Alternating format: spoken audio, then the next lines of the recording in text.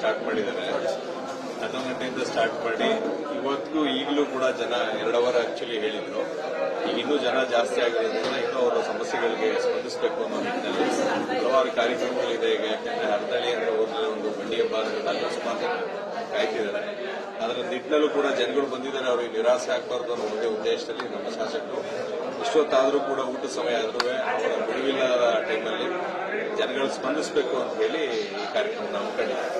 ಮಟ್ಟಕ್ಕೆ ಇಟ್ಟಿದ್ರು ಅಂತ ಅಂದ್ರೆ ಈಗ ನೋಡಿ, ಫಸ್ಟ್ ಟೈಮ್ ಈಗ ಅವರು ಗೆದ್ದಿದ್ದಾರೆ. ಫಸ್ಟ್ ಟೈಮ್ ಗೆದ್ದಿರೋದ್ರಿಂದ ಸರ್ಕಾರದಲ್ಲಿ ಈಗ ನೀವೇ ನೋಡಿದಿರಿ ಹಲವಾರು ಭಾಗ್ಯಗಳನ್ನ ಕೊಟ್ಟಿದ್ದಾರೆ.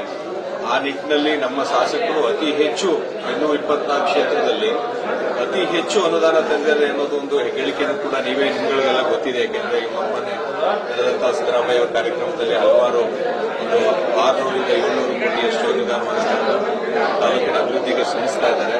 ಈಗಲೂ ಕೂಡ ಹಲವಾರು ಜನಗಳಿಗೆ, ಯಾಕೆಂದ್ರೆ ಈಗ ಅಡ್ಮಿಷನ್ ಟೈಮ್, ಈಗ ಮೊರಾರ್ಜಿ ಸ್ಕೂಲ್ ಇರ್ಬೋದು, ಅಂಬೇಡ್ಕರ್ ವಸತಿ ಶಾಲೆ ಇರ್ಬೋದು, ಮತ್ತೆ ಈಗ ನಾಲೆಗಳಿಗೆ ಈಗ ನಾಟಿ ಸಮಯ, ಅದರಿಂದ ಕಾಲುವೆಗಳ ಸಮಸ್ಯೆಗಳಿಗೆ, ಹಲವಾರು ಸಮಸ್ಯೆಗಳಿಗೆ ಈಗ ಜನಗಳಿಗೆ, ಯಾಕೆಂದ್ರೆ ಹಲವಾರು ಕಾರ್ಯಕ್ರಮ ಇದ್ದ ನಿಟ್ಟಿನಲ್ಲಿ ಸ್ವಲ್ಪ ನಿನ್ನೆ ಸಾಧನ ಸಮಾವೇಶ ಇತ್ತು, ಅದರಲ್ಲಿ ಬ್ಯುಸಿಯಾಗಿದ್ರು. ಆ ನಿಟ್ಟಿನಲ್ಲಿ ಈಗ ಜನಗಳಿಗೆ ಸ್ಪಂದಿಸಬೇಕು ಅಂತ ಹೇಳಿ ಇವತ್ತು ಕಾರ್ಯಕ್ರಮ ಇತ್ತು. ಸಂಘಟನೆ ಅಂದ್ರೆ ನಿರಂತರವಾಗಿ ಶ್ರಮಿಸ್ತಿದ್ದಾರೆ, ಯಾವಾಗಲೂ ಜನಗಳ ಜೊತೆನೇ ಇದ್ದಾರೆ. ಈಗ ಎಲೆಕ್ಷನ್ ಬಂದಾಗ ಓಡಾಡುವಂಥದ್ದು ನಮ್ಮ ಪಕ್ಷದಲ್ಲಿ ಇಲ್ಲ. ಎಲೆಕ್ಷನ್ ಪೂರ್ವ ಗೆದ್ದಾಗ್ಲಿಂದ ಇವತ್ತಿನವರೆಗೂ ಕೂಡ ಜನಗಳ ಮಧ್ಯೆನೇ ಇದ್ದಾರೆ. ಹಲವಾರು ಕಾರ್ಯಕ್ರಮಗಳು ತಾಲೂಕಿನಲ್ಲಿ ನಡೀತಾ ಇರೋದ್ರಿಂದ ಸಂಘಟನೆಯಿಂದ ಬರೋದಿಲ್ಲ. ಅಭಿವೃದ್ಧಿ ಏನ್ ಕೆಲಸ ಮಾಡ್ತಿದ್ರೆ ಅದಕ್ಕೆ ಶ್ರಮಿಸ್ತಿದ್ದಾರೆ. ಜನಗಳ ನಡುವೆನೇ ಇದ್ದಾರೆ. ಇದಕ್ಕೆ ಅಂತ ಸಪರೇಟ್ ಪ್ರಿಪರೇಷನ್ ಏನ್ ಮಾಡ್ತಾ ಇದ್ದಾರೆ.